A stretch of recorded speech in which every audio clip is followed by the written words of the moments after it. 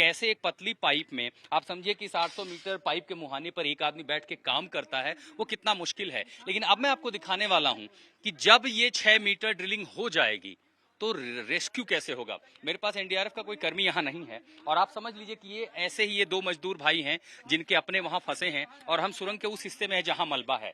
ये स्ट्रेचर सबसे पहले जैसे पाइप इस पार पहुंचती है, एनडीआरएफ के कर्मी इस तरह का एक स्ट्रेचर लेके आएंगे।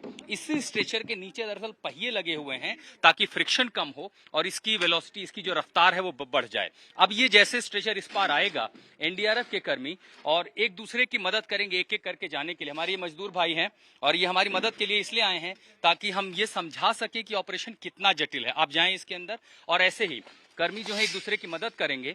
अब इस पाइप के अंदर मैं दीपक को चाहूंगा दूसरी तरफ पहुंचे ताकि मैं आपको दिखाऊं कि फ्रिक्शन ड्रैग कितना आसान या कितना मुश्किल हो सकता है। अब इस पाइप के अंदर दरअसल एलईडी की स्ट्रिप लगी होंगी। जैसे ही कैमरा आपको यहां पहुंचेगा आपको दिखाई देगा कि इसमें एलईडी स्ट्रिप लगाई जाएगी और जैसे मजदूर यहां पर यानी लगभग 57 से 58 मीटर की दूरी पर आप पहुंच जाते हैं तब वहां से स्ट्रेचर शुरू होगा और दूसरे मुहाने पर यानी इस स्ट्रेचर के दोनों मुहानों पर दरअसल रस्सी लगी होगी और इस तरह दूसरे जो छोर पर होंगे एसडीआरएफ और एनडीआरएफ के लोग होंगे वो इस रस्सी को खींचेंगे। अभी इसमें फ्रिक्शन और दबाव ज्यादा है क्योंकि दरअसल इसमें पहिए नहीं है, व्हील नहीं है और इसलिए थोड़ी मुश्किल है।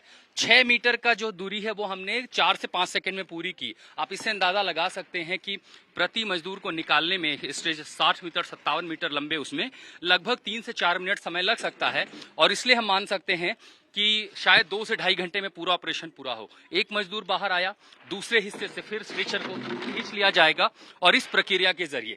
लेकिन बड़ी चुनौती यही है कि अगले 5 मीटर जो खुदाई बाकी है अब तक बाधा नहीं आई है। अगर इस तरह का कोई सरिया या इसका जाल आगे आता है, काटने में समय लगेगा, हटाने में समय लगेगा, पत्थर को तोड़ने में समय लगेगा। लेकिन चूंकि आज सुबह से अब तक जो शुरुआत हुई है वो ढेर सारी उम्मीदें लेकर के आई है, सब कुछ सकारात्मक रहा है।